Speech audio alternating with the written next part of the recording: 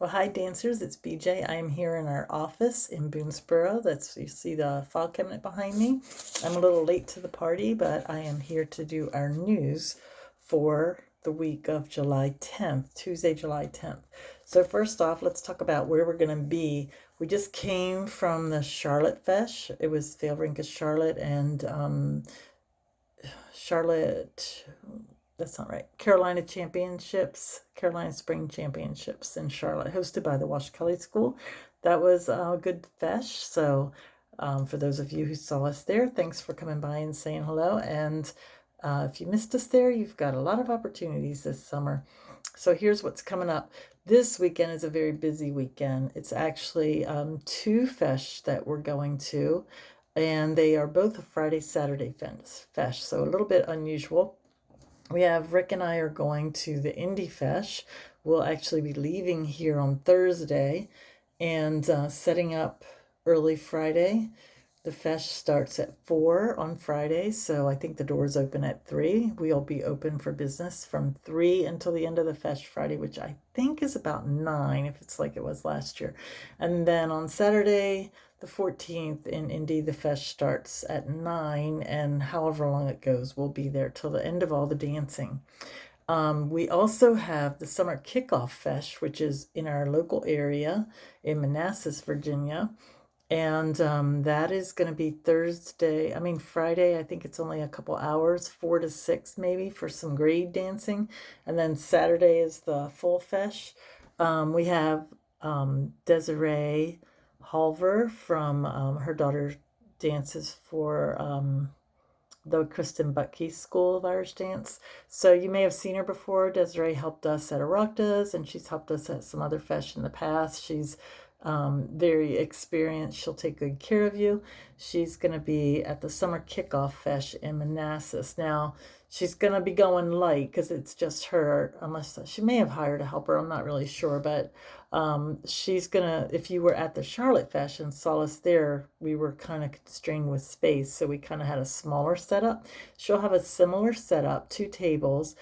She won't have any shoes though. That's just a lot to ask for one person to have shoes. So she's going to have some socks, some basics, some bling, some candy, not a whole lot because it's so hot and the chocolate will melt, but some chips, some gift items, some bling.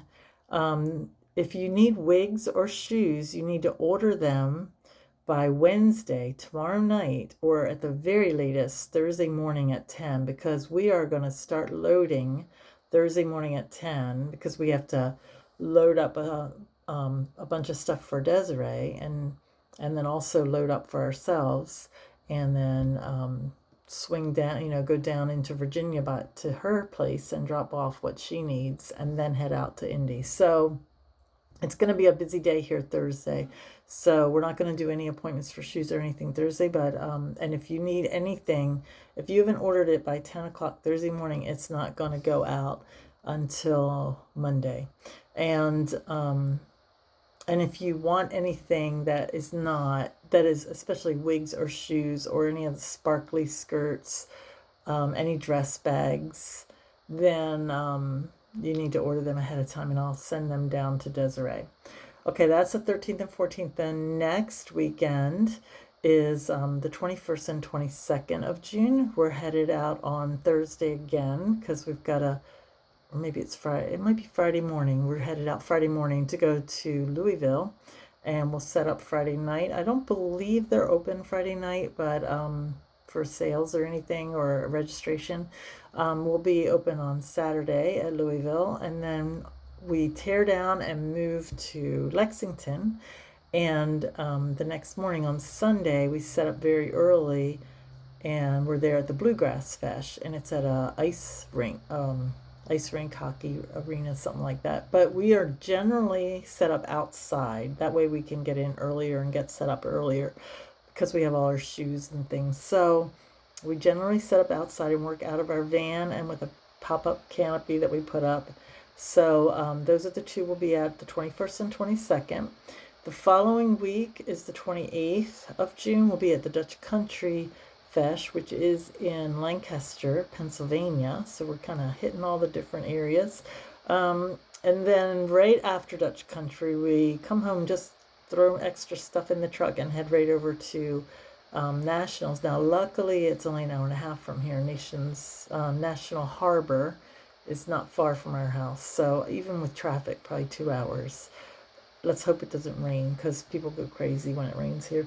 So that is going to be the 3rd through the 9th. I think we set up on the 2nd and we'll be open for sales on the 3rd. The competition starts on the 4th and concludes on the 9th.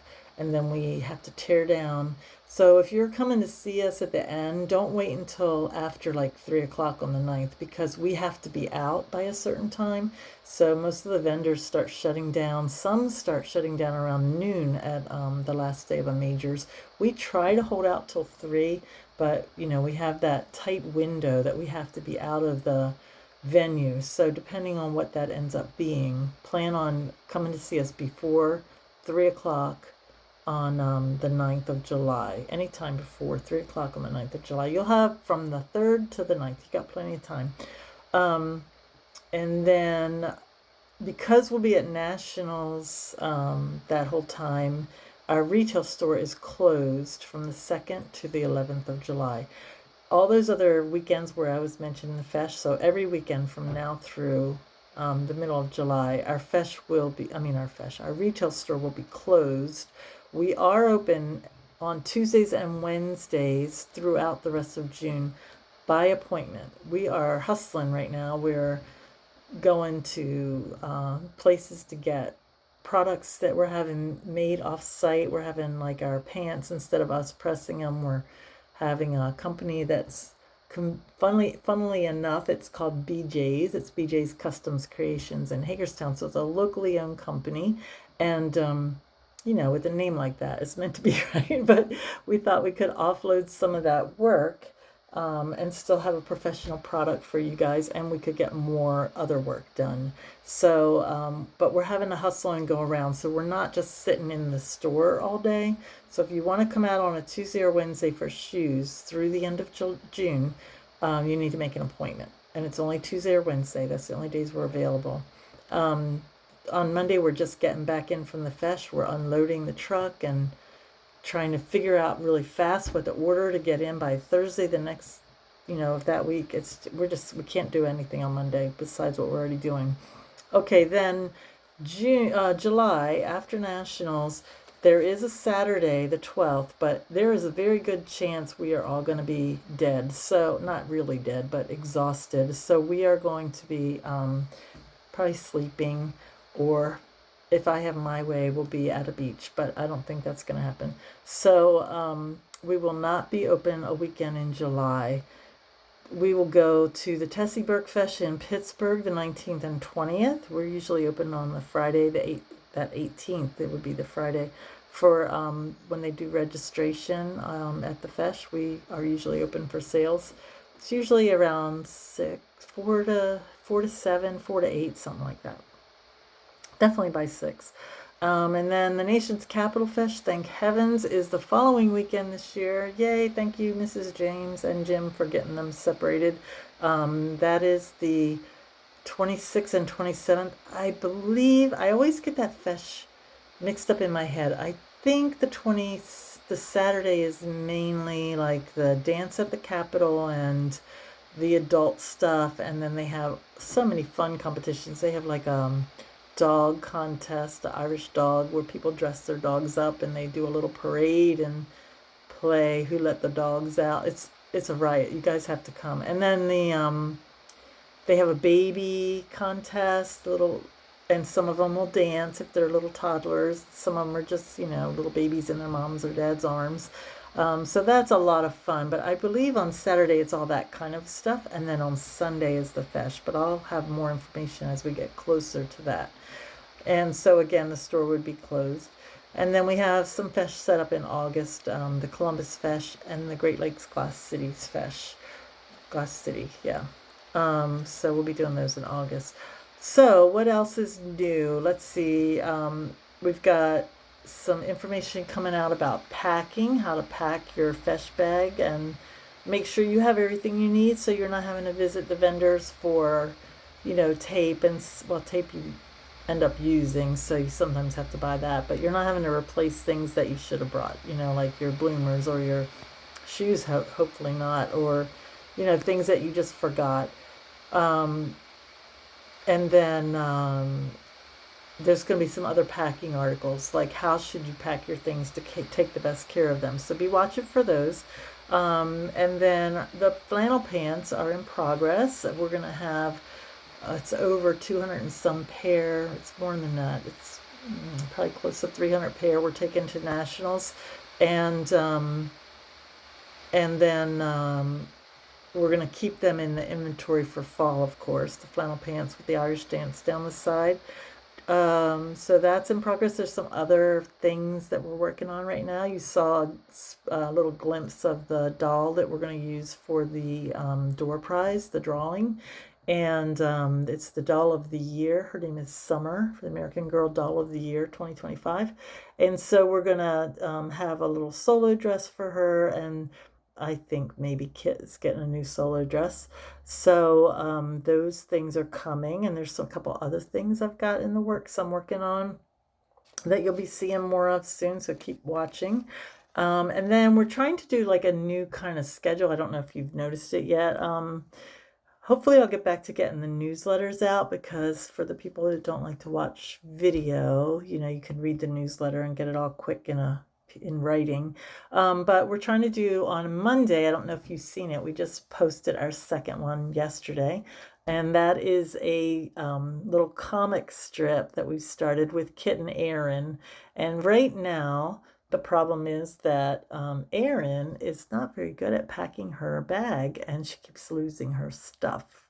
So if you want to check that out, it's posted on Facebook on Monday nights, and there's 2 of them so far.